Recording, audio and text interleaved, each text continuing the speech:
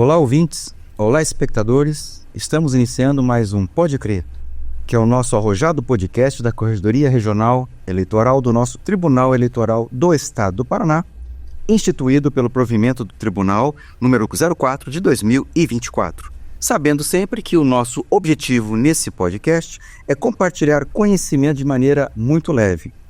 E em cada episódio, e hoje é o de número 11, já estamos aqui no segundo episódio do ano de 2025, trazemos um novo roteiro, um novo título, um novo tema, novos convidados, ou melhor, novas convidadas, mas que vão abrilhantar a nossa manhã, ou tarde, ou noite, falando sobre as atividades da Justiça Eleitoral em ano não eleitoral. É isso mesmo. Muitas pessoas acreditam que nada se faz nos anos ímpares e, na verdade, talvez se trabalhe muito mais do que propriamente na concentração do ano par em que se faz a eleição. Mas, enfim, conversaremos ao longo do programa.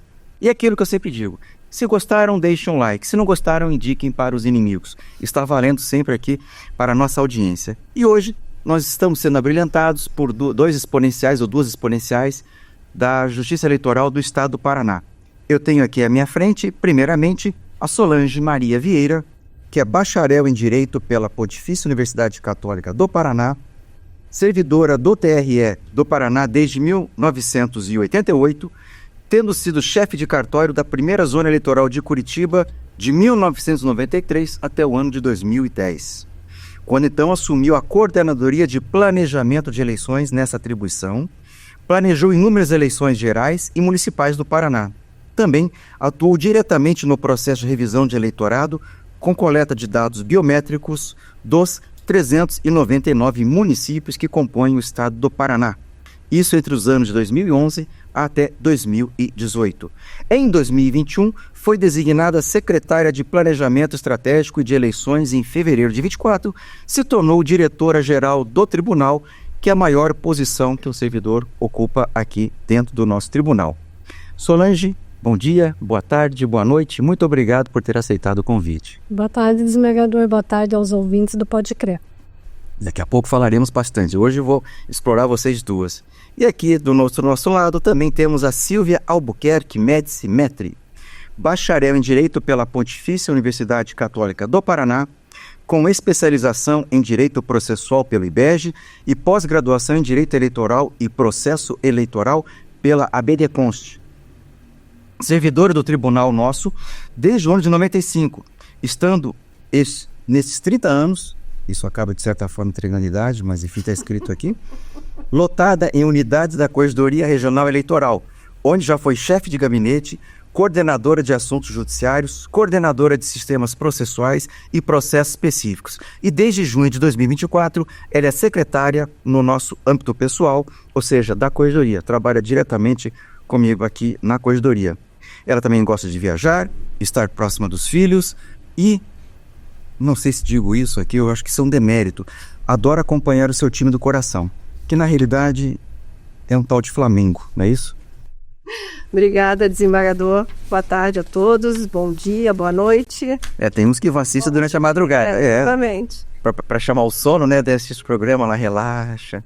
Ainda mais que no final, espero que vocês passem alguma dica de filme, de livro, de receita de gastronomia, de arte, de cultura, o que tiverem em mente que possam ligar ao nosso tema, já fica aqui o convite para que vocês colaborem com os nossos espectadores e também ouvintes, que eles possam saborear do conhecimento de vocês. Mas, como eu disse no começo, qual é o tema que nós vamos tratar aqui hoje? As atividades da Justiça Eleitoral em ano não eleitoral, que para nós no Brasil são os anos ímpares. 2025, 2027, 2029, 31 e assim por diante. E eu vou começar, principalmente para Solange, contando o que aconteceu comigo dias atrás. Eu estava no aniversário infantil de um amigo nosso, em comum, e sentado à mesa, inclusive com alguns familiares do anfitrião, que era festa infantil, como eu disse, né? Um desses convidados, ele se vira para mim e diz: Osório, você que está na Justiça Eleitoral, me responda uma pergunta. O que vocês fazem no ano ímpar? Porque você só faz a eleição e acabou. O que se faz no resto do ano? O que se faz no ano ímpar? Veja, era uma pessoa letrada, uma pessoa com discernimento e que me fez essa pergunta. E que não é a primeira vez que eu ouço, mas isso aconteceu dias atrás. Então, o que me parece é que é preciso que haja um esclarecimento para a população local. Local que eu digo, na realidade, é onde se tiver abrangência, porque esta regra vale para o Brasil como um todo. Afinal, Solange, nós trabalhamos ou não em ano ímpar? É a pergunta que tem que ser dita. Aí a resposta que tem que ser dada. Trabalhamos sim, trabalhamos bastante, tanto nos anos ímpares quanto nos anos da eleição. E, assim, a sociedade, né, costumeiramente, ela acha que nós não temos, assim, nenhuma atividade no ano ímpar por conta, né, da movimentação de um ano de eleição. Só que nós dividimos, né, a justiça eleitoral em parte jurídica e parte administrativa. Então, lembramos, né, que nós tivemos aí, em novembro, as prestações de contas, e nós ainda temos um volume alto de processos a serem julgados. Mas em relação à parte administrativa, nós temos questões aí que a gente separa, né, que seja sendo normal do tribunal, que é toda a nossa estrutura física e administrativa que precisa estar conduzida. E uma coisa muito importante que acontece num ano não eleitoral é justamente que agora em março desse ano, nós vamos iniciar o projeto Eleições de 2026. Então, o ano que não tem eleições é justamente o ano para que nós possamos planejar todas as atividades que serão executadas e monitoradas o ano que vem. Lembrando que, como nós temos uma eleição geral ano que vem, a nossa base, né, para iniciar o projeto são as eleições de 2022, considerando as suas lições aprendidas, bem como algumas questões que se apresentaram para nós em 2024 e que precisam ser levadas para o planejamento do projeto das eleições 2026. Esse planejamento vem em alguma ordem superior, Brasília, alguma coisa para organizar de todos os estados da federação? Não, ele faz parte dos atos de gestão da parte administrativa, ele é considerado um projeto, ele tem um patrocinador, um gerente e as áreas responsáveis. Então, ele parte de uma determinação da presidência, é o patrocinador, o gerente do projeto normalmente é a diretoria geral, junto com uma área de planejamento, e depois todas as áreas afetas do tribunal ficam envolvidas nesse planejamento. Ou seja, em resumo, trabalhamos no ano ímpar. Muito, muito. Muito. Não se diminui o ritmo nem nada. Pelo contrário, nós temos aí, digamos assim, são duas atividades que têm que andar juntas. As questões do normal do tribunal, questões administrativas, financeiras, orçamentárias, e além do que a gente já fica tratando todas as questões do projeto Eleições. Então, as equipes, elas trabalham com essas duas frentes no ano que não é o de eleições. Uhum. E se houver na corregedoria, o que você faz? Se o senhor me permite, assim, eu acho que normalmente quando me fazem essa pergunta, eu tento esclarecer um pouco assim até os próprios conceitos, né? Tipo assim, o que seria o processo eleitoral? O processo, o que seria o processo? O processo é um conjunto de atos, né? E o processo eleitoral também é um conjunto de atos, né? Que vai desde a preparação da eleição, que é a parte administrativa, a parte de logística, quanto ao próprio dia das eleições, a apuração dos votos, a diplomação. Então, na verdade, todo mundo pensa assim, no dia da eleição, mas o dia da eleição apesar de ser praticamente o dia mais importante, né? O nosso dia, a nossa finalidade é um dos atos do processo eleitoral. Então, eu vejo assim que a sociedade ela presta atenção mais no período eleitoral. Então, o período eleitoral é diferente do processo eleitoral. O período eleitoral é aquele que vai desde as convenções até a diplomação, né? Mas fora esse período que é de julho a dezembro, para a justiça eleitoral, né? Quando é que começam as eleições? Elas começam quando terminam as eleições. Por exemplo, a gente teve eleições municipais agora em 2024. Então, quando começam os preparativos para a eleição de 2026? Para a Justiça Eleitoral, com a abertura do cadastro, né? Então, em novembro de um ano de eleição, o cadastro, que ele é fechado em 151 dias antes das eleições, o cadastro é fechado. Então, ele abre de novo em novembro, né? A partir deste momento, é a primeira fase do processo eleitoral, que é o alistamento. Que é o que proporciona essa abertura do cadastro? O alistamento, que é quando o cidadão ele adquire os direitos políticos, ele pode votar e ser votado. Então, esse é o primeiro marco, né, do preparativo para as próximas eleições. Daí, né, aí vão... Fora, como a Solange falou, toda eleição, né, os processos eleitorais, alguns, eles permanecem, né, tramitando. Então, tem toda a parte do acompanhamento, né, do julgamento, da tramitação desses processos, do julgamento desses processos, essa parte jurídica, né? E a parte administrativa começa com o alistamento, com a abertura desse cadastro. Perfeito. Bom, como vocês estão observando, nós estamos aqui com as duas maiores figuras da parte administrativa do tribunal. A nossa diretora-geral e a nossa secretária da Corregedoria. Solange, você cuida da Justiça Eleitoral como um todo. Vamos colocar assim, a Silvia cuida da Corregedoria. Exatamente. Então, eu vou perguntar agora para cada um, para que os eleitores, eu chamo de eleitores porque afinal de contas, certamente o nosso público é formado, a maioria deles, certamente, pelos eleitores que têm a curiosidade de saber como funciona a nossa estrutura. O que você cuida envolve orçamento, Sim. envolve a parte administrativa, Sim. envolve a parte financeira. Você fica em contato direto com o presidente a respeito do andamento da Justiça Eleitoral como um todo, desse nosso estado do Paraná.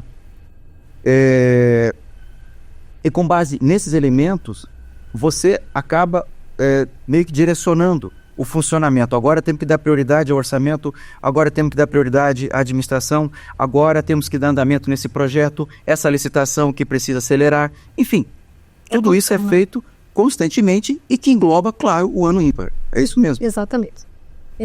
Na diretoria-geral, nós separamos, né, essa divisão que nós fazemos em relação à parte administrativa e à parte jurídica, mas digamos que elas são entrelaçadas e principalmente a parte administrativa, num ano normal, nós temos ali 156 fóruns eleitorais, 186 zonas eleitorais, aproximadamente 850 servidores que estão atuando, né, tanto na sede quanto nas zonas eleitorais.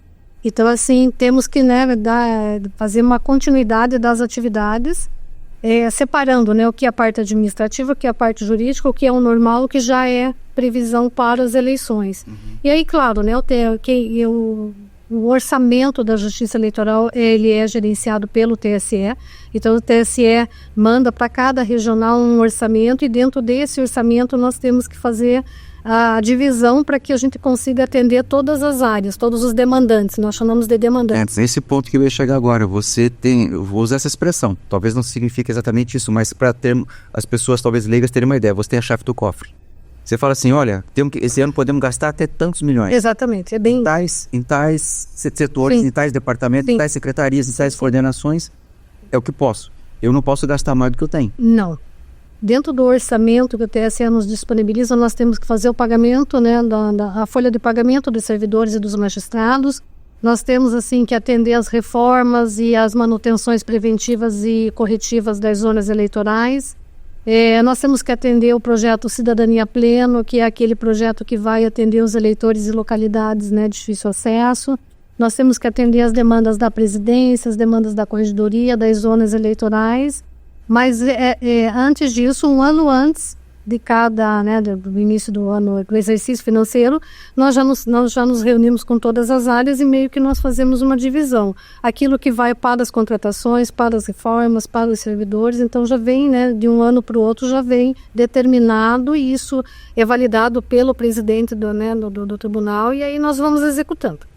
Por sua vez, Silvia, com relação à corregedoria, durante o ano, basicamente, o que se faz são inspeções em zonas eleitorais, em fóruns eleitorais, enfim, cidades que têm estrutura eleitoral.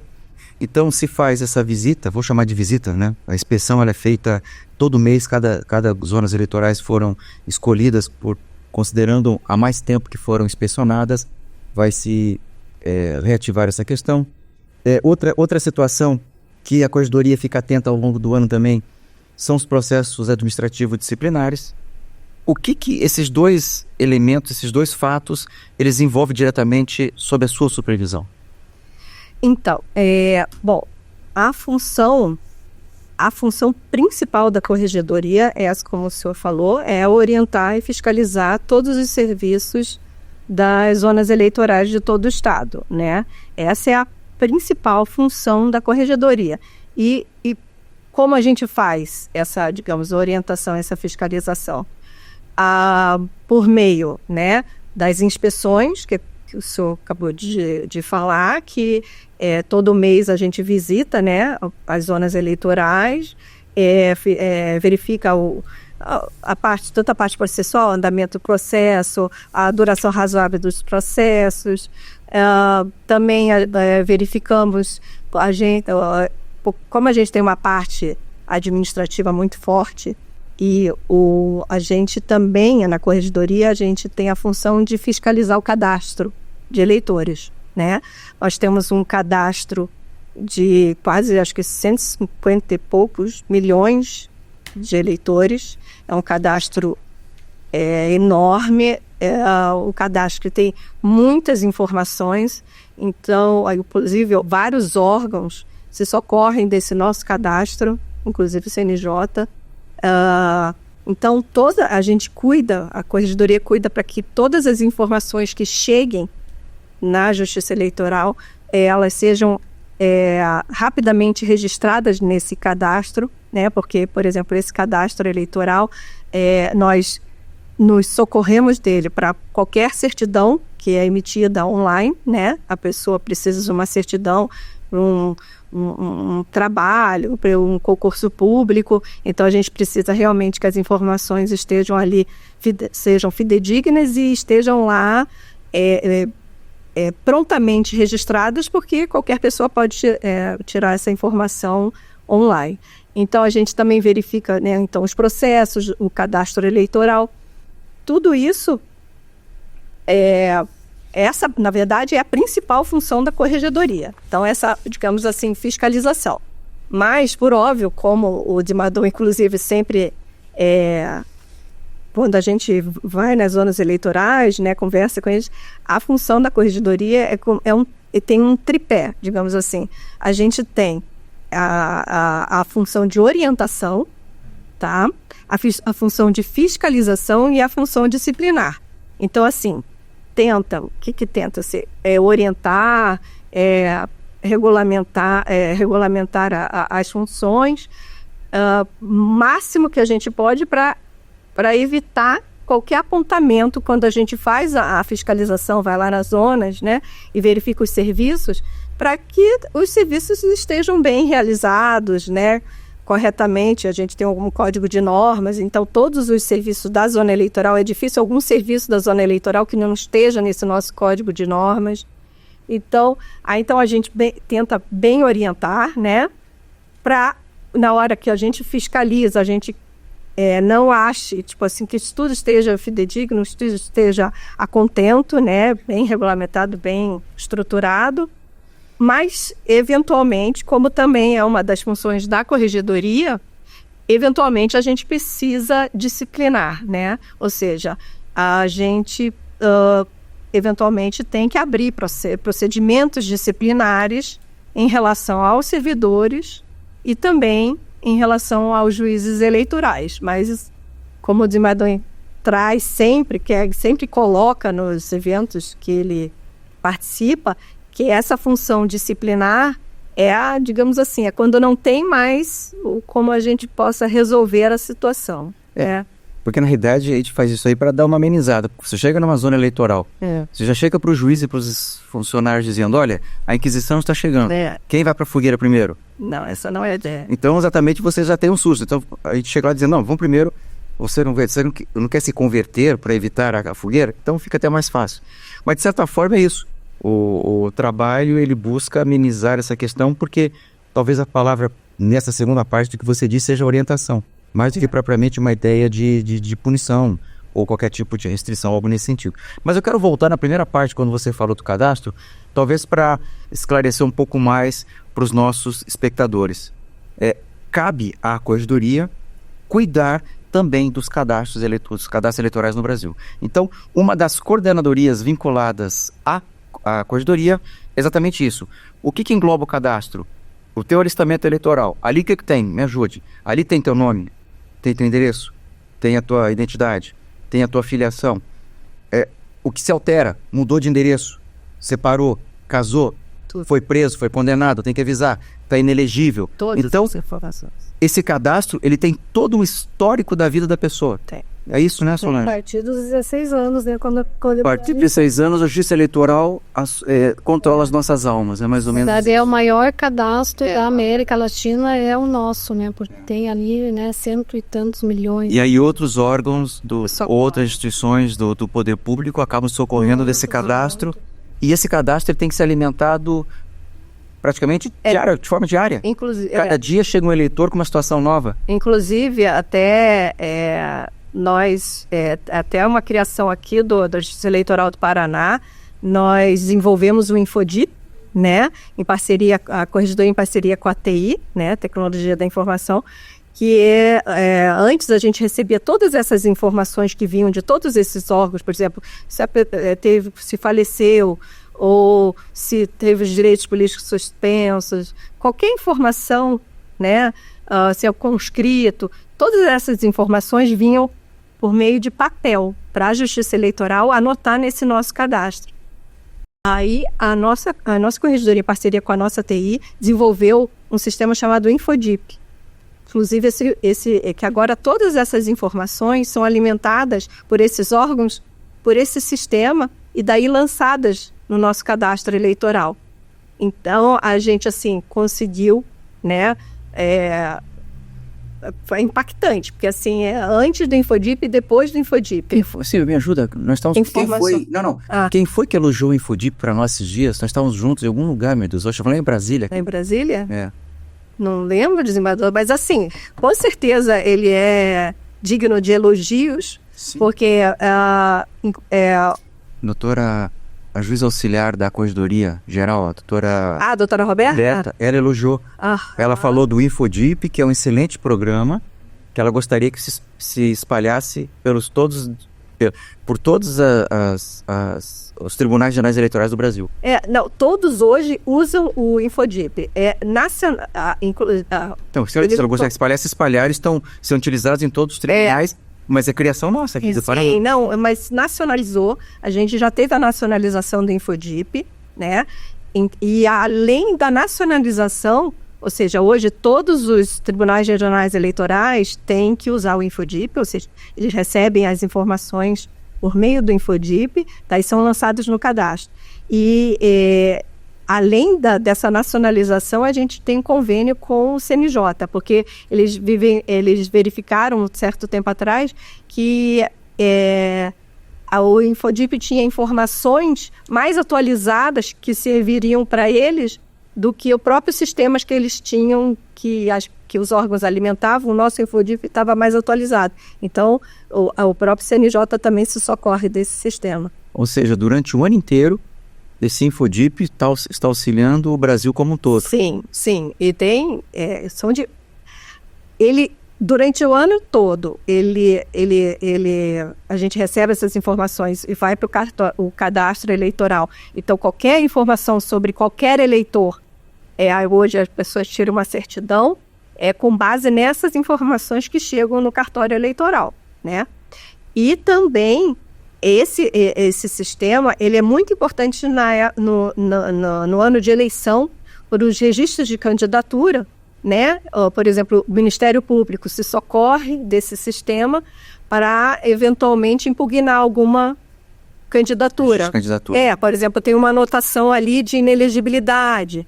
Aí o Ministério Público ou qualquer partido político pode se socorrer dessa informação. Ou seja, todos esses dados alimentados no ano ímpar, no ano que aparentemente não trabalharemos, agora vocês estão mostrando para o público que nós trabalhamos, no ano ímpar, né?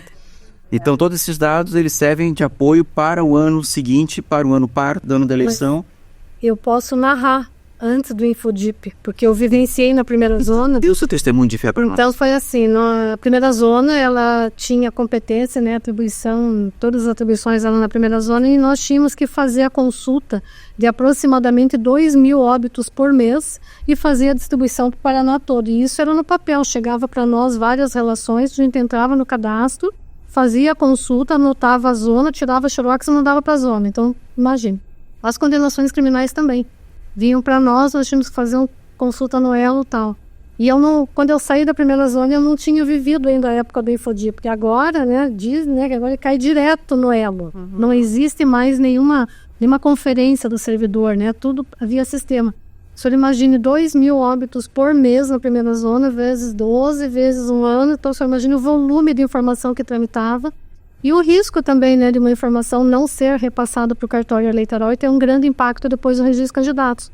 Então eu acho que esse Infodip, né, para quem vivenciou depois de mim, foi assim um divisor de águas na zona eleitoral. Facilitou muito a vida tecnológica hoje. Nossa, maravilhoso. Usamos vários programas, vários sistemas, papel, só mesmo é trabalhar aqui. Nós estamos agora até a Solange é vintage, porque ela está com um caderninho ali com as anotações.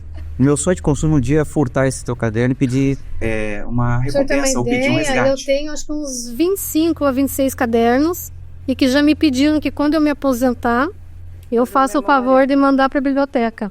Sim, porque daqui sai muita certidão, sim, desembargador. Você se enquadra como uma enciclopedista. Isso aí, eu fiz a reunião. Na França, no século XVIII, nós tínhamos enciclopedistas. Mas então, temos a Solange no século como eu trabalhei tanto tempo em cartório, em zona eleitoral, então eu tinha que fazer as anotações para depois fazer certidão, informação e reportar ao juiz. É um hábito que eu trouxe para a parte administrativa, desembargador. E para mim, assim, eu me dou bem com ele. Não, e olha, e veio a calhar, porque a harmonia que tem com o presidente Sigurd, ele tem uma cadernetinha de bolso, mas também um dia eu vou furtar aquela caderneta e vou pedir resgate. Ele vai morrer, porque toda a vida dele deve estar lá dentro. Exatamente. Tenho tudo anotado aqui, então se precisar de eu fazer alguma certidão 2 anos atrás, é só procurar no caderninho. Ou seja, se nós tivermos uma terceira guerra mundial que for nuclear e acabar toda a tecnologia, você vai governar o mundo. Não, eu tenho os cadernos que eu posso justificar muita coisa na justiça eleitoral. A Solange, você vai dominar o mundo, Solange. Que beleza. Fico feliz. Mas dizem que é muito bom para a memória também, né, Zé? A escrita e a memória, né? Então eu lembro bem qual é a folha, né? Às vezes eu estou em reunião com a Silvia ali, eu vou lá no... Silvia, esse é o PAD 2101, né? Tem toda a história. Depois, não, isso aqui vai ser catalogado, vamos caminhar para a Biblioteca Nacional, ou enfim, fazer um tombamento histórico, alguma cerimônia vai ter que existir em cima disso. Solange, já que você está falando não só do teu caderno, mas que tem as anotações de tudo que você faz ali exatamente. Minutos atrás você falou de um projeto de cidadania plena. Exatamente. Na realidade é o desdobramento disso. As pessoas pensam que justiça eleitoral, ela só cuida de eleição. Não faz mais nada, só cuida de eleição. Quem é o candidato, quem é o seu registro, se ele foi deferido ou indeferido, se ele vai recorrer ou não vai recorrer, depois tem a diplomação, começa o mandato e acabou. E você fala de cidadania plena, que é um projeto. Ou seja, eu posso concluir que os tribunais regionais eleitorais, e isso aí serve também, Silvia, para nós da Corregedoria, exatamente como esse podcast que é um projeto. Então, é possível que a Justiça Eleitoral, lato sensu, Diretoria Geral, Corregedoria, nós possamos desenvolver projetos de natureza social, de natureza cultural. Na verdade, a justiça eleitoral é a única justiça que está mais próxima do cidadão diariamente. Todos os dias, tomemos como exemplo a nossa central de atendimento aqui de Curitiba. Nós atendemos uma média de 300 a 400 eleitores por dia. Então, assim, todo dia nós temos alguém procurando a justiça eleitoral ou para fazer inscrição, ou para regularizar, ou para uma certidão. Só que assim, nós temos também que entender que muitos eleitores, por morar em localidades de difícil acesso, eles não têm essa condição de se dirigir até o nosso fórum eleitoral. Razão pela qual nós vamos até o eleitor, seja com a nossa van, que nós temos uma van customizada para fazer o atendimento, ou através de parceria junto com a Câmara Municipal, em que nós usamos a estrutura da Câmara para fazer esse atendimento. Mas aí existe uma parceria, sim, do Cidadania Plena junto com a Corregedoria, porque nós não fazemos nenhum atendimento em que a Corregedoria não valide, porque nós precisamos respeitar todas as normas que dizem respeito ao cadastro eleitoral. O ano passado, eu me lembro que a Stavan, ela saiu, eu acho que um dos primeiros lugares em que foi Adrianópolis. Foi Adrianópolis, sim. Então, assim, nós temos localidades de difícil acesso, nós escolhemos também para esse ano as comunidades quilombolas, os indígenas. Então, nós estamos formatando de uma forma que consigamos atender o maior número de eleitores possível. Por quê, desembargador? Como nós temos eleição ano que vem, o nosso fechamento do cadastro é em maio, e isso é muito divulgado, então tem uma procura muito grande e acaba causando assim transtorno para a nossa estrutura. Então, qual que é o nosso objetivo? Um ano que não tem eleição, fazer o máximo de atendimento para minimizar aquele volume de atendimento nos últimos dias de prazo. Não ter filas, na verdade. Então, na realidade, em maio do ano que vem, encerra a possibilidade de cadastro eleitoral. Para poder, né, o TSE faz o fechamento e nós continuarmos a execução das atividades da eleição. Certo. Então, esse Cidadania Plena é um projeto do Tribunal Regional Eleitoral do Paraná. Como forma, eu vou parafrasear Milton Nascimento, aquele cantor. Todo artista tem de ir aonde o povo está. Nossa. A justiça eleitoral tem que ir até a população. Então, cerveja, se a população não consegue vir até nós. O senhor tem uma ideia, né? 2011 também foi um grande divisor de águas aqui na Justiça Eleitoral do Paraná, em princípio, porque nós fomos o único estado que enfrentou fazer a biometria na capital, em Curitiba. Então, na época, nós tínhamos 1.200.000 eleitores para fazer a biometria, a revisão do eleitorado, e assim fizemos. E aí fomos fazer a revisão do eleitorado em todo o estado.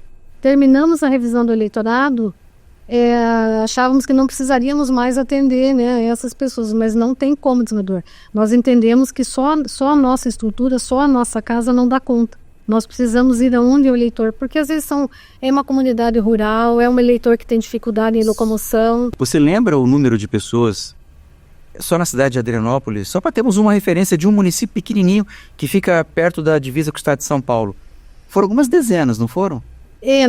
Nós fazemos assim, e assim, na verdade o objetivo do Cidadania Plena, desembargador, não é o quantitativo de eleitores, é a oportunidade. Então, por mais, às vezes, né, a gente tem assim, pelos nossos cálculos, pelo eleitorado, pelo número de habitantes, a gente imagina que vai atender um X eleitores, mas às vezes não conseguimos atingir, mas não tem problema. O número que a gente atende para nós já é satisfatório. Não é nem questão de se preocupar com números. 300, 400 eleitores. Isso aí é para mostrar, com essa tua resposta, estou querendo mostrar para o espectador resultado prático. Porque aqui, com nossa conversa, ela não tem que ficar só no campo teórico. Ela tem que migrar também para a praticidade das coisas. E exatamente mostrando que é um projeto. O que é um projeto? Era o papel. A ideia, alcançar o cidadão em todas as suas extensões territoriais para que ele possa ser realmente um cidadão pleno. Ele possa votar e eventualmente ser votado. Então, como você disse, é a justiça que é a mais democrática de todas. Não é que as outras não sejam, mas é que trabalha com a ideia de democracia, é a justiça eleitoral. Então, ir até o eleitor é uma forma de fazer com que ele pertença àquela sociedade. Apenas a minha pergunta de números, não para preocupação número maior, mas preocupação que resultou em um trabalho positivo. Isso é muito importante, né? É muito importante, assim... nos deixa com bastante satisfação, porque as demais justiças, né, elas têm um volume muito grande de processo, então elas ficam, né, julgando o processo, e aí, né, a sociedade imagina que a justiça eleitoral seja só isso. Mas nós temos uma parte administrativa e uma responsabilidade com os cidadãos muito grande. Como eu falei para o senhor desembargador, a partir dos 16 anos, quando ele chega para fazer uma inscrição eleitoral, é um cadastro que fica, né, até o momento ali do óbito. Então, todas as anotações são feitas ali. Então, ele chega como eleitor, dali ele pode sair um candidato, ele pode sair um mesário, ele pode sair um secretário de prédio, um colaborador nosso. Então, são várias vertentes quando ele se transforma em eleitor. Isso foi feito. Ano passado nós saímos... não digo angariando eleitores, mas divulgando o trabalho de justiça eleitoral, convidando jovens entre 16 e 17 anos para que venham ser eleitores e possam participar do futuro, da escolha do país, do estado ou do município, nessa perspectiva. E cada vez mais, essa realmente é uma das funções, né, da justiça eleitoral, é a porta de entrada para a pessoa se tornar cidadão de fato, né? Cidadão pleno. Diz o cidadão pleno do projeto. Exatamente. E também, cada vez mais, é recomendação do CNJ, né, da inclusão da uma população menos favorecida, ou quilombola, ou indígena, ou de situação de rua. Então, assim, além, obviamente, ser uma preocupação do Tribunal Regional Eleitoral do Paraná, é uma preocupação cada vez mais forte do CNJ e a gente recebe, assim, né, baixam diversas resoluções determinando que seja realizado, assim, campanhas, realizado movimentos, projetos para essa população. Promover a inclusão. Promovendo a inclusão, isso. Então, Solange, a cidadania plena é um dos... Não vai cair da cadeira, não terminou o programa ainda. Ele é o... Ele é o... A cadeira. Vai explicar da cadeira, sim. Então, cidadania plena, ele engloba várias ações da justiça eleitoral, né? Nós temos aí o atendimento com as pessoas da localidade de difícil acesso, quilombolas, indígenas, pessoas em situação de rua, o Se Liga 16, nós estamos retomando o Se Liga 16, que é ir nas escolas, nos colégios estaduais. Esse é o nome do projeto? É, o Se Liga 16. 16. Exatamente. Esse é o projeto que busca exclusivamente esse público jovem. Aproveitar você aqui, Solange, aquela questão dos 15 anos. Ter 15 anos, mais 16 no dia da eleição. Então é possível que... Sim, aproveita o momento para estimular claro, aqui. Então, é mais uma das ações, digamos assim, da Justiça Eleitoral, em oportunizar, né, que essas pessoas, né, os jovens que estão fazendo 16 anos no dia da eleição, mas que não tenham os 16 até o último dia do cadastramento, possa fazer a sua inscrição eleitoral e em fazendo 16 anos no dia da eleição, ele vota normalmente. Então é isso, um jovem de 15 anos, ele pode se cadastrar, pode fazer o alistamento eleitoral, desde que no dia da eleição ele complete 16 anos. Então, ele pode, qualquer jovem de 15 anos pode fazer o título, né? Mas ele só pode votar se ele pediu eleição de 16. Exatamente. Então esse é o Se Liga 16, que foi um dos projetos que nós iniciamos no passado, fizemos ali, acho que foi nosso piloto, foi o Colégio Estadual. Tivemos uma adesão muito boa ali, né? Até o ministro Barroso esteve. Exatamente. Então esse vai ser retomado, né? A gente vai corrigir algumas coisinhas, a gente chama de lições aprendidas, né? Termina um projeto, faz as lições aprendidas, melhora e vamos para frente. Você mencionou, então, portanto, pelo menos 2 projetos aí utilizados pelo Tribunal Regional Eleitoral. E Silvia, projetos da Corregedoria, vamos fazer o nosso merchandising. Vamos fazer o nosso merchandising. Então, nós temos... por conta desse tripé, digamos assim, de orientação, fiscalização e disciplinar, né? Nós temos em ano de... na verdade, no ano eleitoral... É direto, mas é para mostrar que também no ano ímpar também se faz algo. Isso, nós temos as conversas com a Corregedoria, eventualmente veio uma regulamentação do Tribunal Superior Eleitoral. Nós repassamos para as zonas eleitorais por meio de ofícios circulares a regulamentação, a orientação, mas também, dependendo do assunto, por exemplo, um assunto que impacte no PJE, que é o nosso sistema, né? Sistema dos processos, tramitação dos processos. Aí a gente convoca todas as zonas eleitorais para uma conversa com a Corregedoria. Apresenta, assim, a nova regulamentação, seja lá o que for, e eles tiram dúvidas, né? É um momento que a gente conversa de forma remota com todas as zonas eleitorais. Nós temos também o CRE Aproxima, né? Que foi uma... Só para as pessoas entenderem, CRE, Corregedoria Regional Eleitoral. Então fica CRE, no sentido... CRE de Corregedoria Regional Eleitoral. Aproxima. Então conversa com a CRE, né? Porque eles conhecem a gente pela CRE. O CRE Aproxima, que foi implantado, foi projetado com o desembargador Fernando, e o senhor gostou do projeto, e nós estamos ampliando, né? O CRE Aproxima, que é assim...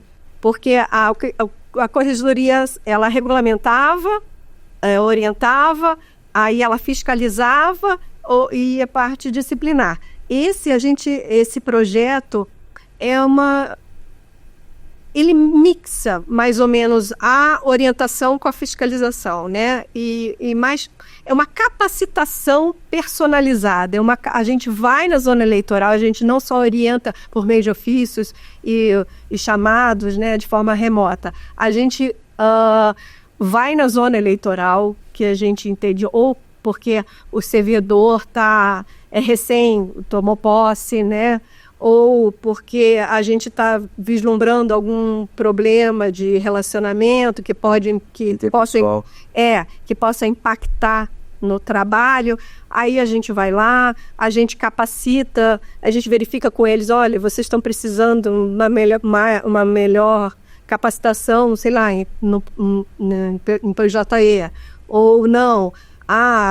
Na eleição, ano passado, por exemplo, que era um ano de eleição, a gente priorizou aqueles servidores que estavam há pouco tempo no eleitoral, né? E que, de repente... Sem experiência de eleição. Sem experiência de eleição, ou que nunca tinham feito, ou que tinham feito só uma, né? Aí tem o CREA Aproxima, tem o curso do PJE, que a gente está em elaboração, a gente já tem muita coisa lá na nossa página, né? Mas tem muita coisa ainda que a gente está elaborando, até em parceria com a comunicação. A gente tem a Wiki, que praticamente tudo que a Corregedoria orienta, né, e tudo que é realizado pelos servidores do cartório eleitoral está nessa Wiki da CRE, né? Então, com modelos, como os normativos, está lá. A gente participa também de capacitação dos servidores novos, a gente participa em capacitação dos juízes recém-impossados na Justiça Comum, a gente também participa, fora que a gente também participa não são projetos, mas participamos lá em Brasília do FONACOR, que é o Fórum Nacional das Corregedorias, participamos também do CNJ, que é o Encontro Nacional do Poder Judiciário, que acompanha as metas, né? Participamos do Colégio dos Corregedores, que até o próximo, quem vai sediar é o Paraná, sediaremos. Solange, tá vendo? O desembargador sediará, né? Aí já saiu o resultado já posso dizer em primeira mão que o senhor é o próximo presidente do Colégio dos Corregedores? Então pode, né? Eu tô sabendo agora também. Não, o senhor lançou essa candidatura e está sendo... Está sendo aprovada, vamos ver, né? Está sendo aprovada, né? Foi aprovada por aclamação, viu? Eu tô sabendo agora também. Bem, sim. Tá vendo, Solange? Olha. Desafios. Novo desafio, vou ter que fazer uma escola para tomar posse. Né? Não, que é muito importante. O Colégio de Corregedores é um momento assim que nós nos encontramos com todos os colégios, todas as corregedorias do Brasil todo, né? E com a participação da Corregedoria Geral. Lá por que é tão importante? Porque é uma troca de vivências, uma troca de experiência e também uma forma das corregedorias, elas trazem as demandas das zonas eleitorais, que é a porta de entrada da Justiça Eleitoral, é a zona eleitoral, né? Então elas trazem para as corregedorias essas demandas e a gente pode levar para o CNJ, eventualmente para o TSE, para a corregedoria. Ou para nós, né? Ou para a própria administração, exatamente. Não pude dizer ou para nós, né? Também. Não, mas então veja que tem vários projetos e tanto faz ano par, ano ímpar, ano de eleição, ano sem eleição, tudo é feito. Solange, ela falou do CRE, Corregedoria Aproxima. Qual que é a participação da direção-geral, diretoria-geral em cima disso? Pudesse... Esse projeto, como a Silvia falou, ele não tem aquele objetivo de penalizar ninguém, né? É fazer um alinhamento. E o nosso entendimento na parte administrativa é fazer que se faça um alinhamento. Então, ninguém melhor que a corregedoria, né? Que vai fazer com que a zona eleitoral, digamos assim, corrija o que precisa ser corrigido. E aí nós temos, assim, algumas zonas eleitorais que precisam ter um acompanhamento mais próximo. Porque o que eu digo, desembargador, é que o volume de informação para as zonas eleitorais é muito grande. E assim como nós aqui temos uma divisão na sede, né, de parte administrativa e parte jurídica, na zona eleitoral não. Na zona eleitoral, os servidores eles têm que dar conta da parte jurídica e têm que dar conta da parte administrativa. E por vezes nós temos perfis. Tem um perfil que às vezes é muito mais jurídico, eu tenho um perfil que é muito mais administrativo. E o que o CREA Aproxima faz? Ele vai conciliar essas duas atividades, e não sendo possível, e aí que eu falei que a Silvia passa para nós, né, o CREA Aproxima foi lá, verificou uma situação, e ela passa para a nossa parte administrativa para ver o que nós, enquanto parte administrativa, podemos fazer em prol do benefício daquela zona eleitoral e depois em prol de todas as zonas eleitorais, porque somos uma justiça eleitoral única, né, Examador? Isso é verdade. E tem muito trabalho para ser desenvolvido e desempenhado ao longo do ano. Então, aqueles que estão nos acompanhando desde o começo estão vendo que se trabalha no ano ímpar, que atividades é que não faltam, desafios é que não faltam.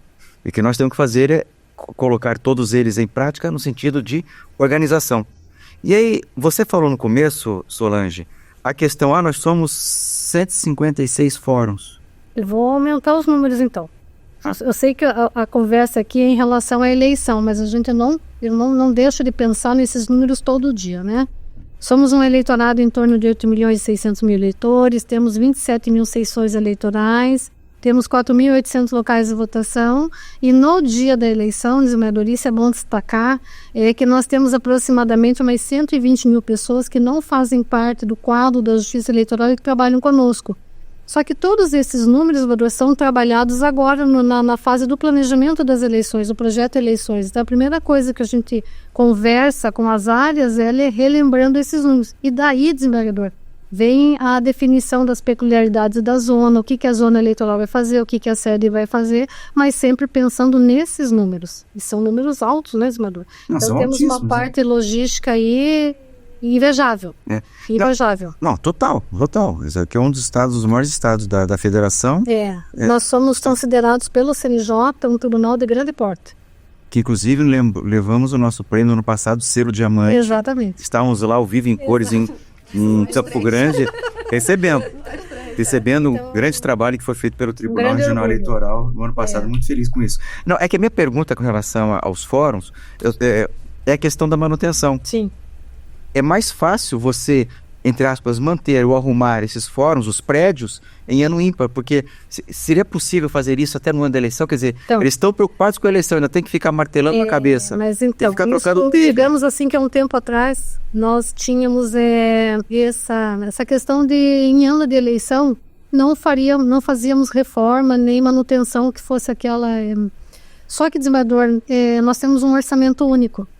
E o orçamento do normal, ele tem que ser utilizado no ano, né, inclusive no ano da eleição. Então, já desde o ano passado, nós estamos desmistificando isso com as zonas eleitorais, e isso está sendo conversado com eles, que independente da eleição, ou independente de algum projeto do tribunal, a questão de reforma, manutenção preventiva corretiva, ela vai acontecer. O que nós, enquanto parte administrativa, precisamos? Estar atentos e promover as adequações necessárias. Então, imaginemos que no ano de eleição, eu preciso reformar um fórum eleitoral bem no mês de agosto. Então, nós vamos já, a partir de junho, verificar um local para deslocar a zona eleitoral, as urnas eletrônicas, nós fazemos a reforma e depois nós trazemos os servidores novamente. Mas tivemos essa realidade no ano passado. Mas acho que Londrina não, né? Sim, Londrina nós finalizamos agora, esse ano tivemos Londrina no meio da eleição. Sim. No meio da eleição. Então, se nós temos a oportunidade de, dentro do fórum, readequar os espaços, nós fazemos. Mas se precisa tirar uma zona eleitoral da onde ela está, que foi Marechal Cândido Rondon, tivemos que alugar um outro prédio, fazer a eleição desse outro prédio, mas fizemos as duas coisas. Cumprimos o orçamento do normal e cumprimos o orçamento da eleição. Perfeito. Aproveitando que vocês fizeram referência, vocês duas, ao CNJ, que nós temos aqui metas a cumprir, no ano ímpar também nós temos que ficar atentos a isso. As atividades judiciais, as atividades administrativas, as atividades sociais, sim, as atividades ambientais, sim, tudo isso é visto também em ano ímpar. O CNJ, ele não, digamos assim, a nossa maior reivindicação enquanto justiça eleitoral era que o CNJ reconhecesse, né, que num ano eleitoral nós temos aí um volume de trabalho muito maior que as demais justiças. Mas, enfim, a gente não conseguimos, e o CNJ continua demandando de nós as mesmas atribuições de um ano, né, de um ano com eleição ou sem eleição. Então, as metas, elas continuam as mesmas. As metas de julgamento, as metas administrativas, o CNJ, digamos assim, não alivia em nada. Nada, né? Não, pelo contrário, né? Fica com a espada em cima da nossa cabeça. Cada vez mais demandas. Como o senhor falou, nos últimos anos nós tivemos a grata, né, que compensa do serviço realizado, né, que é bem prestado aqui no Paraná, pelo reconhecimento. Nós fomos no ascendente assim de prata, ouro, diamante. Então, nos últimos anos tivemos acho que 2 ou 3 diamantes, né? Acho que fazendo um parênteses, Maria, para você ter, né, nós, digamos assim, somos a justiça da eleição. Mas enquanto resoluções do CNJ, só por exemplo, só tem uma dimensão, né, nós temos aí que cumprir uma resolução do CNJ que foi alterada recentemente, que diz respeito à sustentabilidade. O CNJ, para todo o Poder Judiciário, ele determinou a descarbonização. E ele não, independente disso, nós temos que prestar uma informação agora em 28 de fevereiro e nós temos que fazer um projeto de inventário até julho agora desse ano. Então, ao mesmo tempo que eu presto informação, eu tenho que fazer uma contratação de uma empresa para poder fazer o nosso inventário, para poder cumprir a questão da sustentabilidade. Além do que temos acessibilidade, temos inclusão social, então tem várias vertentes. De educação política também entra nisso? Né? A EJA entra também nessa, sim, em todas as áreas do tribunal, não fica ninguém do fora. Nada, né? Parte administrativa, parte jurídica. Por isso que eu provoquei vocês duas falando que as pessoas acham que aqui é só jurisdição, só julga processo, faz eleição e julga processo. Não. Tem sustentabilidade. Não, a questão de projeto social. Nós estamos inseridos, né, nesse contexto do Poder Judiciário, independente, né, de eu conseguir cumprir ou não o CNJ, digamos, na questão da descarbonização. Ele disse, olha, para todo o Poder Judiciário. E aí nós temos que cumprir, nós estamos fazendo o nosso inventário aí de emissão de CO2 para saber, né, como que a Justiça Eleitoral está e quais são as ações que nós vamos fazer para minimizar os impactos do CO2 que nós produzimos. É muita coisa, né? Para pensar, não se poderia, para desmistificar para a sociedade, em especial paranaense, mas também, claro, extensiva brasileira, que esse programa tem alcance mundial, quem quiser assistir. Está na plataforma, você pode assistir na Europa, na Ásia, na África, é livre. Então fica clara a ideia de que nós trabalhamos em todos os segmentos. Em todos os anos, em todos os segmentos. Inclusive um segmento moderníssimo, que é a inteligência artificial. Sim, sim. A novidade, né? Nossa, desse ano, né? A gente, até o desembargador Sigurd apresentou semana passada, né? Que ele está capacitando, estruturando uma unidade para desenvolver, né, ferramentas, inteligências artificiais nos processos que o tribunal entender como os mais urgentes, digamos assim, de maior impacto, né? A Corregedoria, inclusive, vai participar de uma criação de uma IA, né, para os cartórios eleitorais. Assim, como a gente coloca, não tem como retroceder. É uma realidade, né? Uma realidade e de fato, sim, a gente tem que continuar. E essas inteligências devem ser desenvolvidas, não vou dizer assim, principalmente no ano ímpar, para já estar pronta para o ano par. Independente. Esse é o ideal. É justamente assim, eu acho que assim, a preparação, a gente pensa como, né, se falar do dia da eleição, mas para ela acontecer da melhor maneira possível, mais estruturada, livre de vícios, né, para a gente ter um processo, né, um processo eleitoral, um período eleitoral, né, mais livre de vícios, mais bem organizados, a gente precisa, é muito importante essa preparação.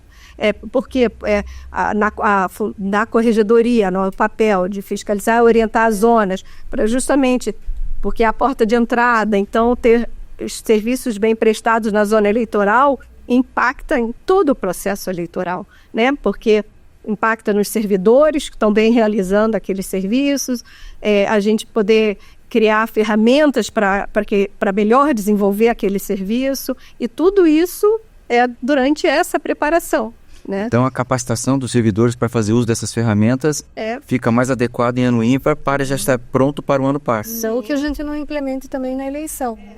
Não é isso, eu estou dizendo, eu estou tentando assim, meio que distribuir ao longo do ano várias tarefas que podem ser feitas para que não se acumule exatamente. Imagina fazer, eu vou fazer esse curso em setembro, de dono da eleição. Não. Isso no planejamento das eleições, a gente já vai destacando os períodos e as fases.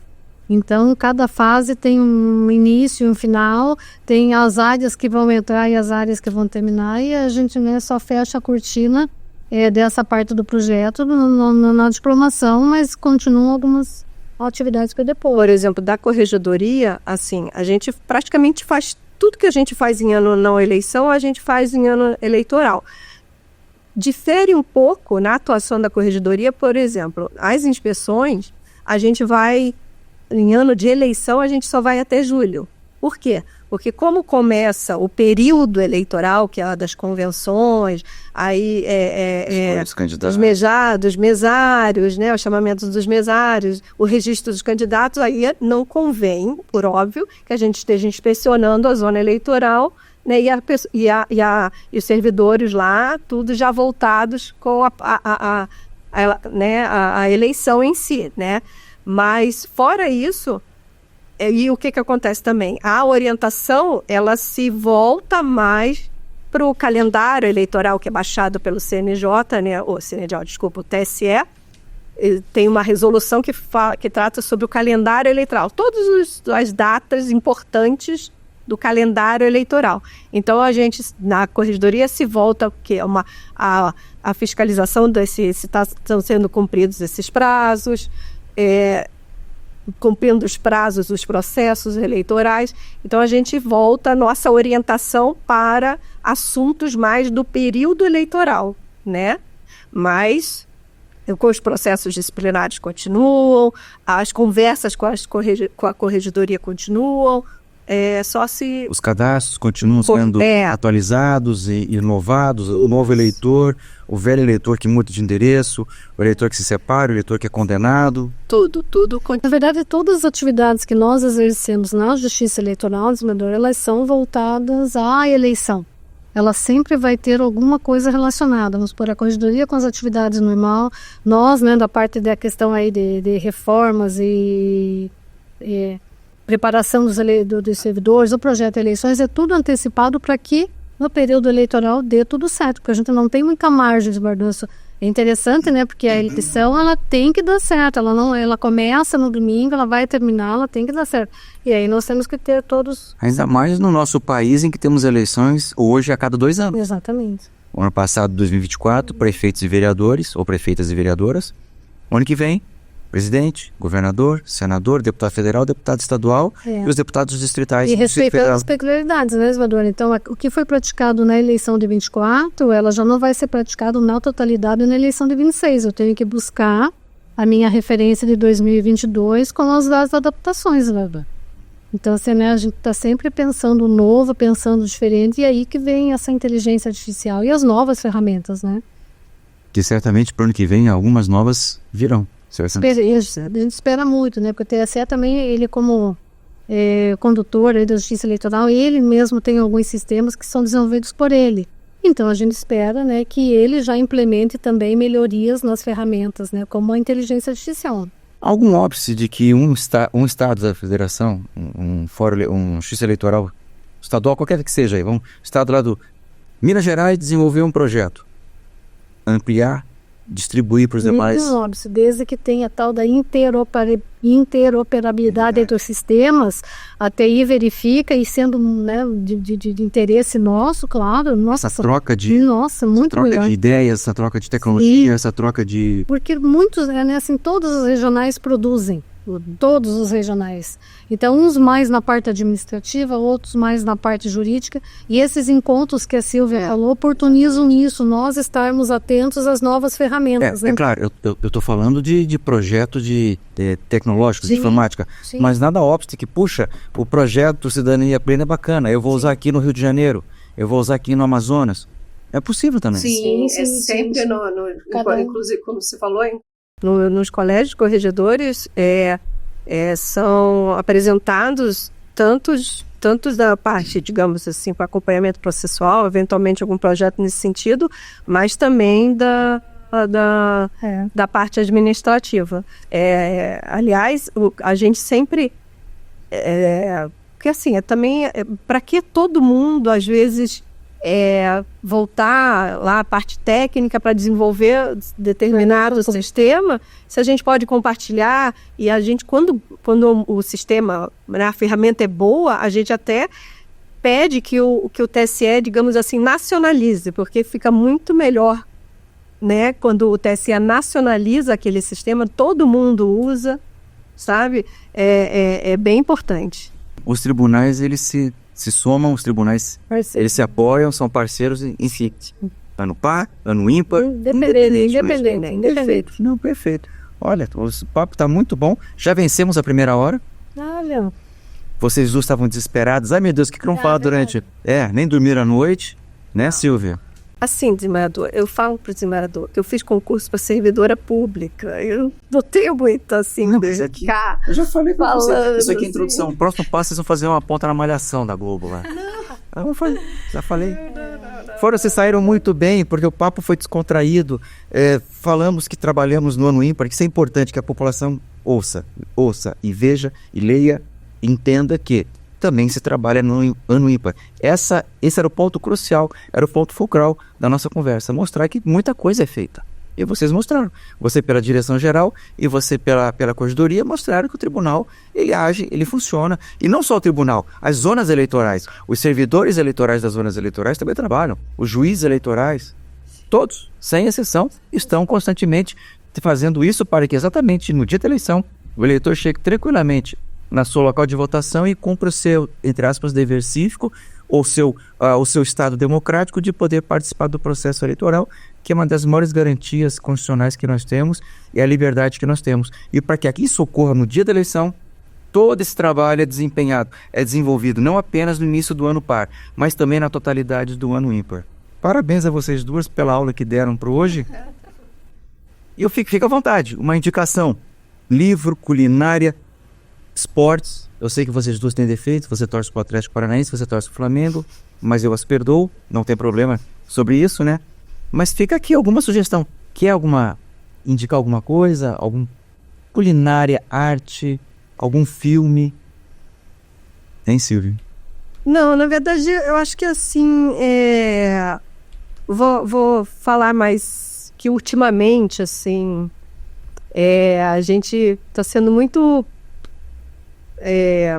questionado, sabe, pela sociedade. A gente já teve, há um tempo atrás, o desembargador falou, tô praticamente 30 anos já na Justiça Eleitoral, a gente já teve uma fase que a gente era um dos órgãos mais bem vistos pela população. Certo. Eu lembro até uma vez que chegaram um índice de 87% de aprovação, sabe? E eu sempre senti isso, eu sinto isso. Eu não trabalharia num órgão que eu não sentisse, que eu não confiasse, digamos assim, né? Então eu fico assim muito triste de que a gente faz umas 3 eleições que a gente está sendo questionado, sabe? E essa preparação da Justiça Eleitoral, ela também passa pela parte das auditorias. A gente tem inúmeras auditorias, é aberto tal do código-fonte, colocado para a sociedade, tem inúmeras auditorias e até agora, eu, por exemplo, nunca soube de nenhuma situação que aqueles votos colocados naquela urna eletrônica não fossem exatamente os mesmos votos que saem lá na divulgação do resultado das eleições, sabe? Então, assim, eu gostaria, sim, na verdade, que esse sentimento, digamos assim, de que as pessoas buscassem, antes de criticar, porque eu acho que vale, sempre você tem que, né, criticar, eventualmente a gente está sujeito a isso não é. Mas uma crítica, assim, então, procure saber, procure se informar de todas as auditorias que é feita na Justiça Eleitoral, de todo o trabalho que é feito na Justiça Eleitoral, antes de questionar, digamos assim, sabe, a urna eletrônica, os servidores da Justiça Eleitoral, sabe? Porque os servidores, tipo assim, a urna eletrônica é uma criação da Justiça Eleitoral. Não foi tipo assim, alguma empresa criou e a gente pegou e adotou a urna eletrônica. Não, ela é uma criação da Secretaria de Tecnologia da Informação do TSE, lá em 1990, e quase lá quando foi. Sabe, assim, muito... na verdade, eu sinto orgulho de trabalhar na Justiça Eleitoral. Acho que todo servidor devia sentir orgulho e que queria que a sociedade, assim, antes de criticar, ela buscasse a informação e não ficasse falando, né, que ela ouviu dizer. Na verdade, a ideia final é essa. Você já está jogando uma mensagem de otimismo, de esperança no sentido da validade. E que as pessoas, antes de criticarem, que se informem. Porque hoje em dia a crítica vazia ela é muito comum. Mas essa crítica ela não leva a lugar algum. E eu quero, né, talvez complementar dizendo que nós estamos à disposição o tempo todo, sim, né, dos eleitores, do cidadão, das pessoas, para poder, né, tentar fazer com que não tenha mais essas dúvidas, Amador. E temos, assim, sim, um grande desafio para as eleições de 2026, mas eu tenho certeza que se, né, conseguirmos aí passar toda essa transparência, aí, eu acho que a gente consegue fazer com que a sociedade tenha aí uma boa eleição ano que vem. Nós trabalhamos, vocês trabalham em prol da sociedade. Então, como eu falei, eu sou desde o tempo do voto impresso. Acompanhei, né, umas 3 ou 4 eleições de voto impresso. E tive a satisfação e o prazer, né, de iniciar todo esse processo de urna eletrônica. E o que eu posso dizer também é que nenhuma atividade nossa, ela não é baseada em um normativo. Ela ou vem do Código Eleitoral, ou ela vem das legislações, e qualquer mudança que a sociedade queira, desembargador, ela precisa buscar o Congresso Nacional para que seja feito, porque nós, da Justiça Eleitoral, nós só cumprimos o que consta nos normativos, né? E se a sociedade não aceita, ela tem que buscar o seu deputado, o seu senador, para poder, né, fazer as mudanças que ele quer. Perfeito. Ótimo, a mensagem de vocês duas supriu qualquer expectativa. Na verdade, era exatamente isso. Alguma mensagem. Claro, falei de literatura, falei de cinema, mas até uma mensagem, como vocês duas colocaram, porque isso nós precisamos. Que se acredite na Justiça Eleitoral, porque é a plataforma que garante a democracia do Brasil. Muito obrigado, Solange, muito obrigado, Silvia. E claro, vocês não podem sair de mãos abanando. Aqui fica uma lembrancinha para cada uma de vocês do nosso programa, que é a nossa caneca com logo do Pode Crer. Tá vendo aqui, ó, que vocês estão vendo? Sim. Vocês estão levando... Agora, quando você for tomar aquele seu chazinho calmante depois de um dia de trabalho, você olha aqui e fala, eu participei, eu colaborei, trazendo conhecimento. E ainda digo mais para o senhor, vou guardar como lembrança. Eu tenho umas, né, das áreas que fazem, às vezes, ficamos sensibilizados. Muito obrigado. E assim nós terminamos o nosso programa, depois desse show que as meninas deram aqui de conhecimento e naturalmente foram trabalhando com os temas. Só agradecer a presença de vocês duas e chegamos ao final de mais um programa que tem idealização e roteirização da Cris Galperin e da Cláudia Bevilacqua, a identidade visual é do Pedro Navarro e também da Thaís Furman, produção Lume e Yoshino Kawasaki, Bernardo Gonzalez e Lamartine Lima, sonorização de Bernardo Gonzalez e filmagem e edição de Lamartine Lima.